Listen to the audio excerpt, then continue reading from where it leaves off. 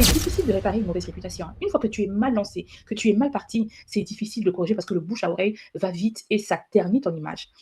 Elle a écrit pour me dire, exactement, elle me dit: «J'aimerais faire la publicité, est-ce que tu penses que c'est nécessaire que je fasse la publicité de mon agence?» Je lui ai dit clairement: «Tu vois, lorsque tu décides d'ouvrir un magasin, qu'est-ce que tu fais? Tu as le local.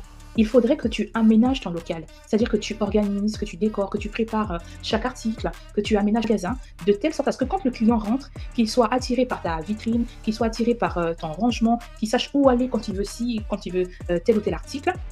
Mais si toi, tu n'as pas encore aménagé ton magasin et que tu fasses la publicité, donc que tu annonces l'ouverture, systématiquement, les curieux viendront parce que tu as ouvert un magasin, ils viendront voir ce que tu proposes. Lorsqu'ils vont arriver, ils vont regarder un, 2, 3, que ce n'est pas aménagé, que ce n'est pas structuré, que ce n'est pas organisé. Systématiquement, qu'est-ce qu'il fera? Le client il va repartir déçu et tu auras une mauvaise réputation.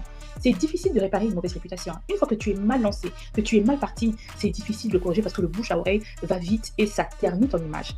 Donc, avant d'être capable de montrer ce que tu fais au monde entier, il faudrait que tu sois structuré, organisé, que tes outils soient prêts.